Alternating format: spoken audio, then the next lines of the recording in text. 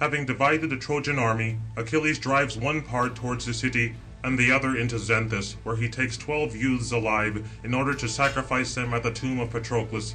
He then slays Lycaon, and Asteropaeus, deriding the river god Xanthus as unable to aid his friends. The river endeavors to overwhelm him by the aid of Simois, but Vulcan defends him from the danger. Single combats of the gods then follow, but they afterwards retire to Olympus. Apollo then leads Achilles away, assuming the form of Agenor, and the Trojans are thus enabled to regain the city. But when they at last reach the course of the fairly flowing river, the eddying Xanthus, which immortal Jove begat, there separating them, he pursued some indeed through the plain towards the city, by the same way that the Greeks on the preceding day being astounded had fled, when illustrious Hector raged. By that way were they poured forth terrified, but Juno expanded a dense cloud before them, to check them, but the other half were rolled into the deep-flowing river, with silver eddies. But they fell in with a great noise, and the deep streams resounded, and the banks around murmured. But they with clamour swam here and there, whirled about in the eddies, as when locusts, driven by the force of fire, fly into the air to escape to a river, but the indefatigable fire, suddenly kindled, blazes, and they fall through terror into the water. Thus by Achilles was the resounding river of deep, eddied Xanthus filled promiscuously with horses and men. But the Jove-sprung hero left his spear upon the banks, leaning against a tamarisk, and he leaped in like unto a god, having only his sword, and meditated destructive deeds in his mind. And he smote on all sides, and a shocking lamentation arose of those who were stricken by the sword, and the water was reddened with blood. And as when the other fish, flying from a mighty dolphin, fill the inmost recesses of a safe anchoring harbour, frightened, for he totally devours whatever he can catch, so the Trojans hid themselves in caves along the streams of the terrible river. But he, when he was wearied as to his hands slaying, chose 12 youths alive out of the river, a penalty for dead Patroclus the son of Menoetius. These he led out of the river stupefied like fawns, and he bound their hands behind them with well-cut straps, which they themselves bore. And he bound their hands behind them with well-cut straps, which they themselves bore upon their twisted tunics, and gave them to his companions to conduct to the hollow ships. But he rushed on again, desiring to slay. Then did he encounter the son of Dardanian Priam, Lycaon, escaping from the river, whom he himself had formerly led away, taking him unwilling from his father's farm, having come upon him by night. But he with a sharp brass was trimming a wild fig tree of its tender branches, that they might become the cinctures of a chariot. But upon him came noble Achilles' unexpected evil, and then conveying him in his ships, he sold him into well-inhabited Lemnos. But the son of Jason gave his price, and from thence his guest, Imbraean Eetion, ransomed him, and gave him many things, and sent him to noble Erisbe, whence, secretly escaping, he reached his father's house. Returning from Lemnos for 11 days, he was delighted in his soul, with his friends. But on the 12th day the deity again placed him in the hands of Achilles, who was about to send him into the habitation of Hades, although not willing to go. But when swift-footed noble Achilles perceived him naked, without helmet and shield, neither had he a spear, for all these indeed he had thrown to the ground, for the sweat overcame him, flying from the river, and fatigue subdued his limbs beneath. But Achilles indignant thus addressed his own great-hearted soul: O gods, surely I perceived this, a great marvel, with mine eyes. Doubtless the magnanimous Trojans, whom I have slain, will rise again from the murky darkness, as now this man has returned, escaping the merciless day, having been sold in sacred Lemnos. Nor has the depth of the sea restrained him, which restrains many against their will. But come now, he shall taste the point of my spear, that I may know in my mind, and learn whether he will in like manner return thence, or whether the fruitful earth will detain him, which detains even the mighty. Thus he pondered, remaining still, but near him came Lycaon in consternation, anxious to touch his knees, for he very much wished in his mind to escape evil death and black fate. Meanwhile noble Achilles raised his long spear, desiring to wound him, but he ran in under it, and stooping seized his knees, and the spear stuck fixed in the earth over his back, eager to be satiated with human flesh.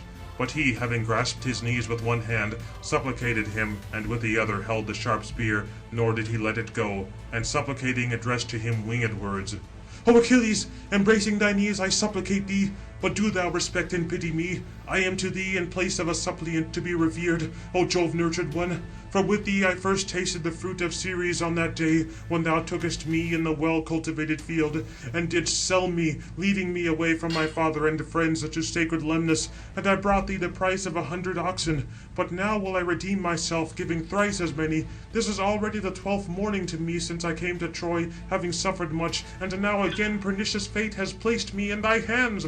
Certainly I must be hated by Father Jove, who has again given me to thee, for my mother Laothoe, the daughter of aged Altes, brought forth short-lived me of Altes, who rules over the warlike Lilagans, possessing lofty Pedasus near the Satnio. And Priam possessed his daughter, as well as many others, but from her we two were born, but thou wilt slay both. Him, godlike Polydorus, thou hast subdued already among the foremost infantry, when thou smotest him with a sharp spear. And now will evil be to me here, for I do not think that I shall escape thy hands, since a deity has brought me near thee. Yet another thing will I tell thee, and do thou store it in thy mind. Do not slay me, for I am not of the same womb with Hector, who killed thy companion, both gentle and brave. Thus then, indeed, the noble son of Priam addressed him, supplicating with words, but he heard a stern reply. Fool, talk not of me of ransom, nor indeed mention it. Before Patroclus fulfilled the fatal day, so long to me was it more agreeable in my mind to spare the Trojans, and many I took alive and sold. But now there is not one of all the Trojans whom the deity shall put into my hands before Ilium, who shall escape death, but above all of the sons of Priam. But die thou also, my friend. Why weepest thou thus? Patroclus likewise died, who was much better than thou. Seest thou not how great I am, both fair and great? And I am from a noble sire, and a goddess mother bore me. But death and violent fate will come upon thee and me, whether it be morning, evening, or midday, whenever any one shall take away my life with a weapon, either wounding me with a spear, or with an arrow from the string. Thus he spoke, but his knees and dear heart were relaxed. He let go the spear, indeed, and sat down, stretching out both hands. But Achilles, drawing his sharp sword, smote him at the clavicle, near the neck. The two-edged sword penetrated totally, and he, prone upon the ground, lay stretched out, but the black blood flowed out and moistened the earth. Then Achilles, seizing him by the foot, threw him into the river to be carried along, and boasting, spoke winged words. Lie there now with the fishes, which without concern will lap the blood of thy wound, nor shall thy mother weep, placing thee upon the funeral couch, but the eddying Scamander shall bear thee into the wide bosom of the ocean. Some fish bounding through the wave will escape to the dark ripple, in order that he may devour the white fat of Lycaon. Perish, ye Trojans, till we attain to the city of sacred Ilium, you flying, and I slaughtering in the rear. Nor shall the wide-flowing, silver-eddying river profit you, to which ye have already sacrificed many bulls, and cast solid-hoofed steeds alive into its eddies.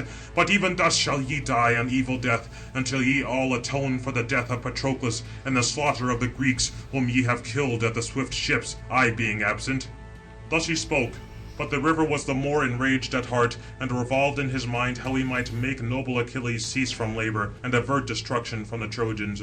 But meanwhile the son of Peleus, holding his long-shadowed spear, leaped upon Asteropaeus, son of Pelagon, desirous to kill him, whom the wide-flowing Axius begat, and Periboea, eldest of the daughters of Acasameus.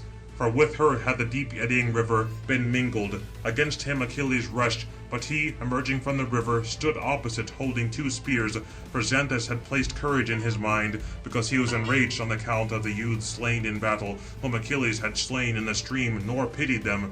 But when they were now near, advancing towards each other, him first, swift-footed, noble Achilles addressed. Who and whence art thou of men, thou who darest to come against me? Truly they are the sons of unhappy men who encounter my might. Him again the illustrious son of Pelagon addressed. O magnanimous son of Peleus, why dost thou ask my race? I am from fruitful Paeonia, being far off, leading the long-speared Paeonian heroes, and this is now the 11th morning to me since I came to Troy. But my descent is from the wide-flowing Axius, who pours the fairest flood upon the earth, he who begat Pelagon, renowned for the spear, who men say begat me. But now, O illustrious Achilles, let us fight. Thus he spake threatening, but noble Achilles raised a Pelian ash. But the hero Asteropaeus took aim with both spears at the same time, for he was ambidexter. With the one spear he struck the shield, nor did it pierce the shield completely through, for the gold restrained it, the gift of a god, and the other slightly wounded him upon the elbow of the right arm, and the black blood gushed out. But the spear passing over him was fixed in the earth, longing to satiate itself with his body. But second Achilles hurled his straight, flying ashen spear at Asteropaeus, anxiously desiring to slay him. From him indeed he erred, and struck the lofty bank, and drove the ashen spear up to the middle in the bank. Then the son of Peleus, drawing his sharp sword from his thigh, eagerly leaped upon him, but he was not able to pluck out with his strong hand the ashen spear of Achilles from the bank. Thrice indeed he shook it, desiring to pluck it out, and thrice he failed in strength, and the fourth time he had determined in his mind, bending to snap the ashen spear of Achilles. But Achilles first, close at hand, took away his life with the sword, for he smote him upon the belly at the navel, and all his bowels were poured out upon the ground, and darkness veiled him, dying as to his eyes. Then Achilles, leaping upon his breast, despoiled him of his arms, and boasting spoke, "Lie so. It is a difficult thing for thee, though descended from a river, to contend with the sons of the most mighty Saturnian Jove. Thou saidst thou wert of the race of a wide-flowing river, but I boast myself to be of the race of mighty Jove. The hero ruling over many Myrmidons begat me, Peleus, son of Acus, but Acus was from Jove, wherefore Jove is more powerful than rivers flowing into the sea, and the race of Jove again is more powerful than that of a river. Besides, a very great river is at hand to thee, if it can aught defend thee. But it is not lawful to fight with Jove, the son of Saturn. With him neither does King Achilles vie, nor the mighty strength of deep-flowing Oceanus, from which flow all rivers, and every sea, and all fountains, and deep wells. And even he dreads the bolt of the great Jove, and the dreadful thunder when it bellows from heaven." He said, and plucked his brazen spear from the bank.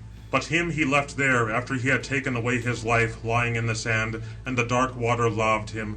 About him indeed the eels and fishes were busied, eating and nibbling the fat around his kidneys. But Achilles hastened to go against the Paeonian equestrian warriors, who were already turned to flight beside the eddying river, when they saw the bravest in the violent conflict bravely subdued by the hands and sword of the son of Peleus. Then he slew Thersilochus, Mydon, Astypulus, Menesus, Thracius, Aeneas, and Ophelestes. And now had swift Achilles slain even more Paeonians, had not the deep eddying river, enraged, addressed him, likening itself to a man, and uttered a voice from its deep vortex. "O Achilles, thou excellest, it is true, in strength, but thou doest unworthy acts above others, for the gods themselves always aid thee. If indeed the son of Saturn has granted to thee to destroy all the Trojans, at least having driven them from me, perform these arduous enterprises along the plain. For now are my agreeable streams full of dead bodies, nor can I any longer pour my tide into the vast sea, choked up by the dead, whilst thou slayest unsparingly. But come, even cease, a stupor seizes me, O chieftain of the people." But him swift-footed Achilles answering addressed, "These things shall be as thou desirest, O Jove-nurtured Scamander, but I will not cease slaughtering the treaty-breaking Trojans before that I enclose them in the city, and make trial of Hector face to face, whether he shall slay me or I him." Thus speaking, he rushed upon the Trojans like unto a god, and the deep eddying river then addressed Apollo. "Alas, O god of the silver bow, child of Jove, thou hast not observed the counsels of Jove, who very much enjoined thee to stand by and aid the Trojans, till the late setting evening sun should come, and overshadow the fruitful earth." He spoke, and spear-renowned Achilles leaped into the midst, rushing down from the bank.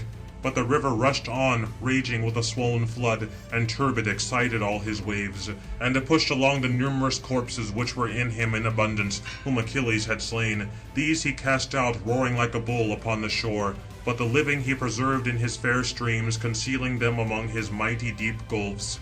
And terrible around Achilles stood the disturbed wave, and the stream, falling upon his shield, oppressed him, nor could he stand steady on his feet, but he seized with his hands a thriving large elm, and it, falling from its roots, dislodged the whole bank, and interrupted the beautiful streams with its thick branches, and bridged over the river itself, falling completely in. Then leaping up from the gulf, he hastened to fly over the plain on his rapid feet, terrified.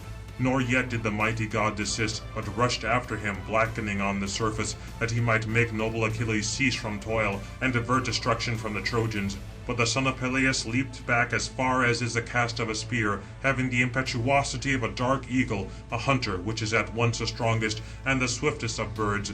Like unto it he rushed, but the brass clanked dreadfully upon his breast. But he, inclining obliquely, fled from it, and it, flowing from behind, followed with a mighty noise.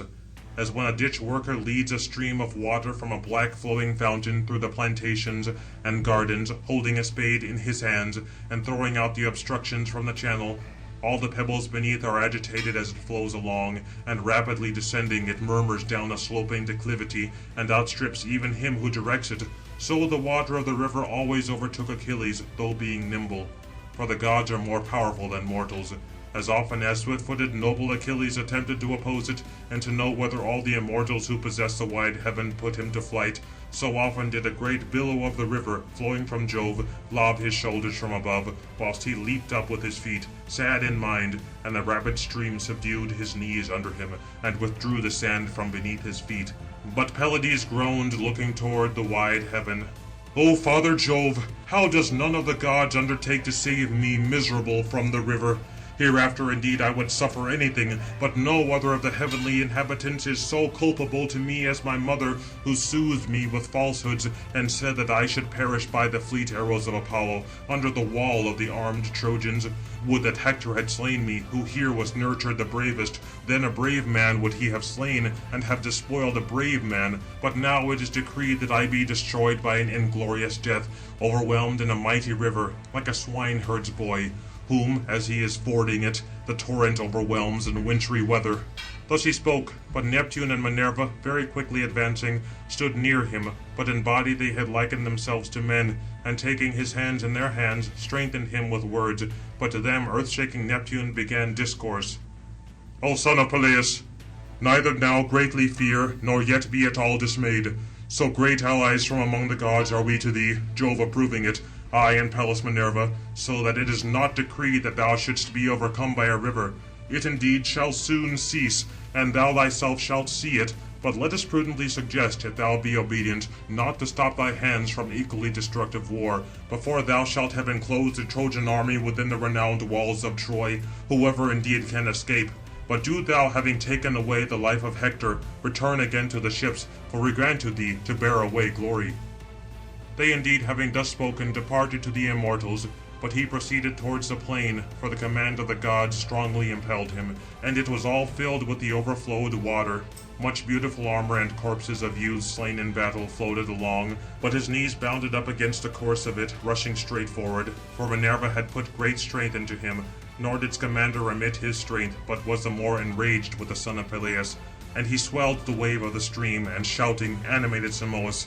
O dear brother, let us both at least restrain the force of the man, since he will quickly destroy the great city of King Priam, for the Trojans resist him not in battle. But aid me very quickly, and fill thy streams of water from thy fountains, and rouse all thy rivulets, raise a great wave, and stir up a mighty confusion of stems and stones, that we may restrain this furious man, who now already is victorious, and is bent on deeds equal to the gods. For I think that neither his strength will defend him, nor his beauty at all, nor those beautiful arms which shall lie everywhere in the bottom of my gulf, covered with mud. Himself also will I involve in sand, pouring vast abundant silt around him, nor shall the Greeks know where to gather his bones, so much slime will I spread over him, and there forthwith shall be his tomb, nor shall there be any want to him of entombing, when the Greeks perform his obsequies. He spoke, and raging aloft, turbid, he rushed upon Achilles, murmuring with foam, with blood, and with dead bodies. Immediately the purple water of the Jove-descended river being raised up stood, and seized the son of Peleus. But Juno cried aloud, fearing for Achilles, lest the mighty deep-eddying river should sweep him away, and immediately addressed Vulcan, her beloved son. Arise, Vulcan, my son, for we supposed that eddying Xanthus was equally matched in battle against thee. But give aid with all haste, and exhibit thy abundant flame. But I will go excite a severe storm of Zephyrus, and rapid Notus from the sea, which bearing a destructive conflagration may consume the heads and armor of the Trojans. Do thou therefore burn the trees upon the banks of Xanthus, and hurl at himself with fire, nor let him at all avert thee by kind words or threats, neither do thou previously restrain thy might, but when I shouting shall give the signal, then restrain thy indefatigable fire. Thus she spoke, but Vulcan darted forth his fierce burning fire. First indeed he kindled a fire in the plain, and burned many dead bodies, which were in abundance over it, whom Achilles had slain, so that the whole plain was dried up, and the clear water restrained. And as when an autumnal north wind immediately dries a newly watered garden, and gratifies him whoever cultivates it, so was the whole plain dried, and it consumed the dead, whereupon he turned his all-resplendent flame against the river. The elms were burned up, and the willows and tamarisks. The lotus was consumed, and the rushes and reeds, which grew in great abundance round the beautiful streams of the river. Harassed were the eels and the fishes, which through the whirlpools, and which through the fair streams dived here and there, exhausted by the breath of the various artificer Vulcan. The might of the river was burnt up, and he spake and addressed him. None of the gods, O Vulcan, can oppose thee on equal terms, nor can I contend with thee, thus burning with fire. Cease from combat, and let noble Achilles instantly expel the Trojans from their city. What have I to do with contest and assistance? He spoke, scorched, and his fair streams boiled up, as a cauldron pressed by much fire glows, bubbling up within on all sides, while melting the fat of a delicately fed sow, whilst the dry wood lies beneath it. So were his fair streams dried up with fire, and the water boiled, nor could he flow on, but was restrained, and the vapour raised by the might of crafty Vulcan harassed him. At length, supplicating much, he addressed to Juno winged words. O Juno, why does thy son press upon my stream to annoy me beyond others? Nor truly am I so much to blame as all the others, as many as are assistants to the Trojans. But I will however desist if thou biddest, and let him also cease, and I moreover will swear this, that I never will avert the evil day from the Trojans, not even when all burning Troy shall be consumed with destructive fire, and the warlike sons of the Greeks shall burn it. But when the white-armed goddess Juno heard this, she straightway addressed her beloved son Vulcan.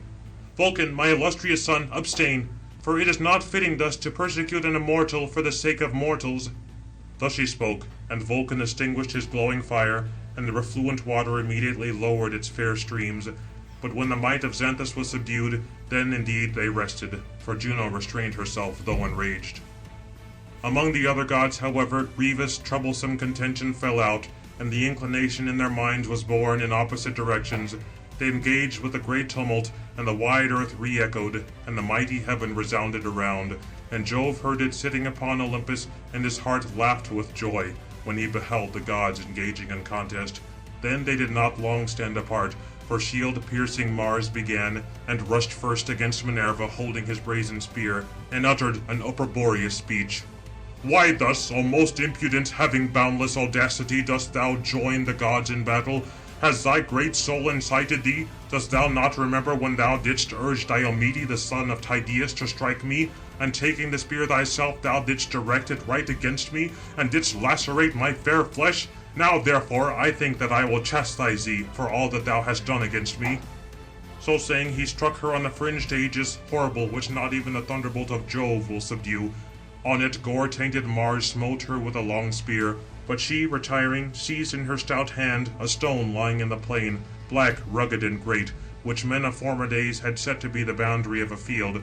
With this she struck fierce Mars upon the neck, and relaxed his knees. 7 acres he covered, falling. As to his hair he was defiled with dust, and his armour rang round him. But Pallas Minerva laughed, and boasting over him addressed to him winged words. Fool, hast thou not yet perceived how much I boast myself to be superior, that thou opposest thy strength to me? Thus indeed dost thou expiate the erroneous of thy mother, who designs mischief against thee, enraged because thou hast deserted the Greeks, and dost aid the treaty-breaking Trojans? Thus having spoken, she turned back her bright eyes, but Venus, the daughter of Jove, taking him by the hand, led him away, groaning very frequently. But he with difficulty collected his spirit. But when the white-armed goddess Juno perceived him, immediately to Minerva she addressed winged words. Alas, O child of aegis-bearing Jove, invincible, see how again she, most impudent, leads man-slaughtering Mars through the tumult from the glowing battle. But follow. Thus she spoke, but Minerva rushed after her, and rejoiced in her mind, and springing upon her, smote her with her stout hand on the breast, and dissolved her knees and dear heart. Then both of them lay upon the fruitful earth. But she, boasting over them, spoke winged words. Would that all as many as are allies to the Trojans, when they fight against the armed Greeks, were so bold and daring, as Venus came an assistant to Mars, to oppose my strength. Then had we long since ceased from battle, having overthrown the well-built city of Ilium. Thus she spoke, but the white-armed goddess Juno smiled, and the earth-shaking king addressed Apollo. Phoebus, why do we two stand apart? Nor is it becoming, since the others have begun. This would be disgraceful, if we return without fight to Olympus, and to the brazen-floored mansion of Jove. Commence, for thou art younger by birth, for it would not be proper for me, since I am elder, and know more things. Fool, since thou possessed a senseless heart, nor dost at all remember those things, how many evils we suffered round Ilium, when we alone of the gods, coming from Jove to haughty Laomedon, laboured for a year for a stipulated hire, and he commanding gave orders. I indeed built a city and wall for the Trojans, extensive and very beautiful, that the city might be impregnable.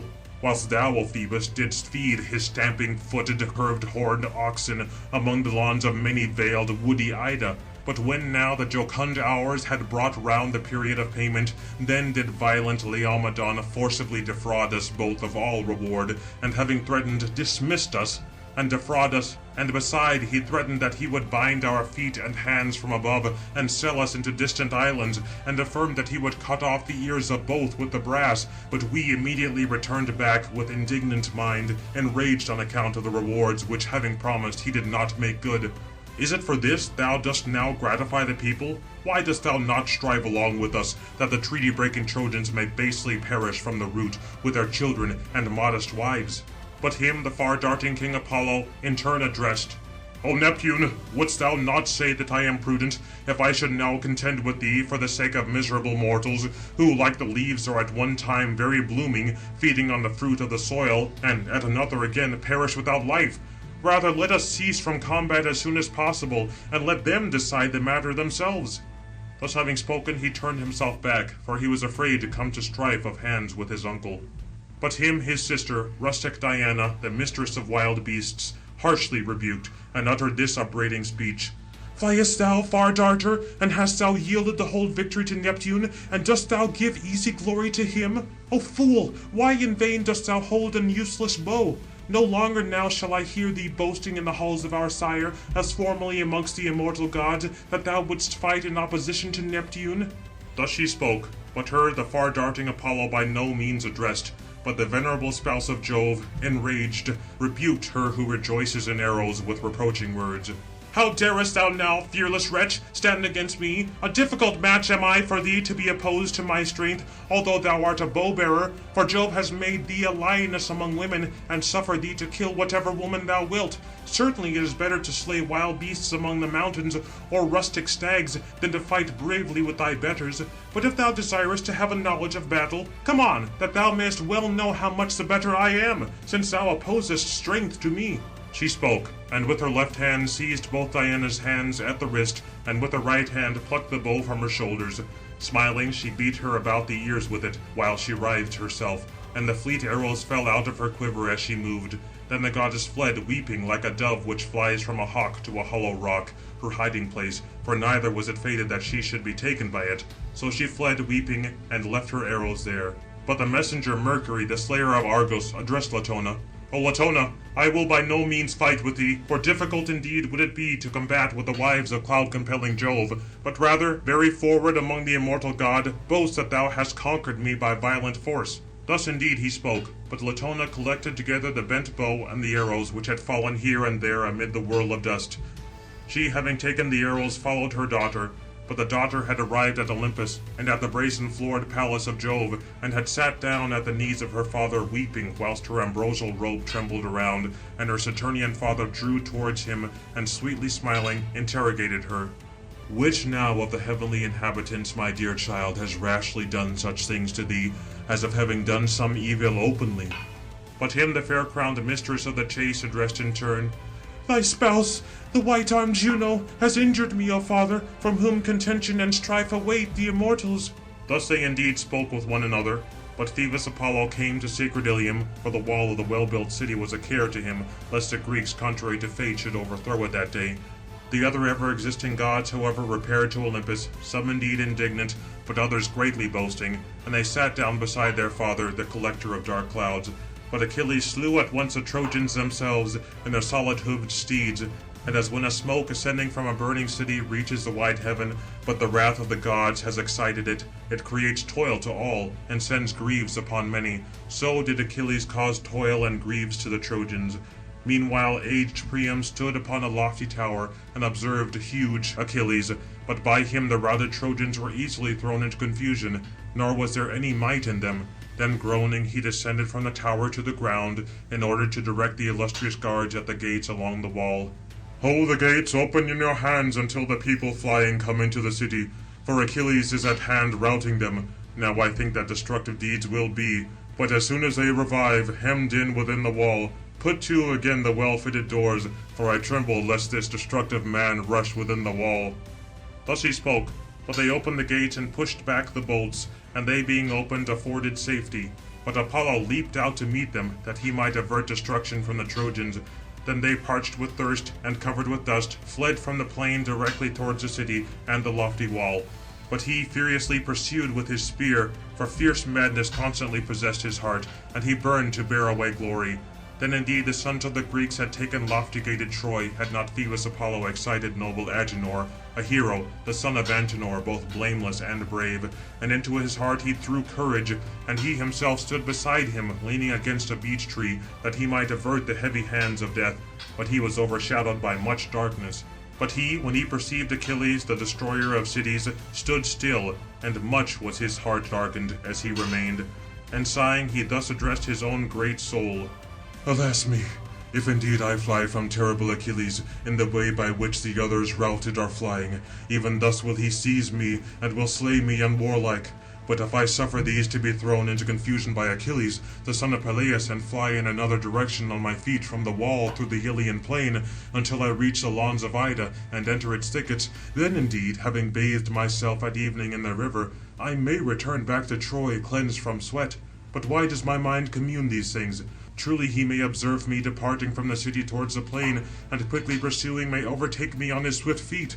Then will it no longer be possible to escape death and fate, for he is very powerful beyond all men. But if I go against him in front of the city, where his body is also without doubt vulnerable by the sharp brass, there is one soul in it, and men say that he is mortal, although Jove the son of Saturn affords him glory. So saying, gathering himself up, he awaited Achilles, and his valiant heart within him burned to combat and to fight. As a panther advances from a deep thicket against a huntsman, nor is aught troubled in mind, nor put to flight, although it hears a yelling, and although anticipating it, he may have wounded or stricken it, nevertheless, although pierced with a spear, it desists not from the combat, till either it be engaged in close fight, or be subdued. Thus noble Agenor, the son of renowned Antenor, would not fly till he had made trial of Achilles, but on the contrary, held before him his shield equal on all sides, and took aim at him with his spear, and shouted aloud, Certainly now thou art great in hopes in thy mind, O illustrious Achilles, that thou wilt this day devastate the city of the magnanimous Trojans. Fool, certainly many griefs will be effected over it, for in it we are numerous and valiant men, who will defend Ilium for our beloved parents, our wives, and our children. But thou shalt here fulfill thy destiny, although being so terrible, and a daring warrior. He spoke, and hurled the sharp javelin from his heavy hand, and struck him in the shin below the knee, nor missed. But the greave of newly wrought tin around it horribly resounded, and the brazen weapon recoiled from it stricken, nor penetrated, for the gifts of the god prevented it. Then the son of Peleus next attacked godlike Agenor, nor did Apollo permit him to obtain glory, but snatched him away, and covered him with much haze, and sent him to return peacefully from the battle. But he, by a stratagem, averted the son of Peleus from the people, for the Far-darter, having likened himself in every respect to Agenor, stood before his feet, and he hastened to pursue him with his feet, whilst he was pursuing, running before at a small interval over the corn-bearing plain, turning towards the deep eddying river Scamander. For Apollo beguiled him by deceit, so that he always expected to overtake him on his feet. Meanwhile the other Trojans, being routed, came delighted in the crowd to the city, and the city was full of them shut in, nor did they any longer dare to wait for each other without the city and the wall, and to inquire who had escaped, and who had fallen in the battle. But gladly they were poured into the city, whomsoever of them the feet and knees preserved.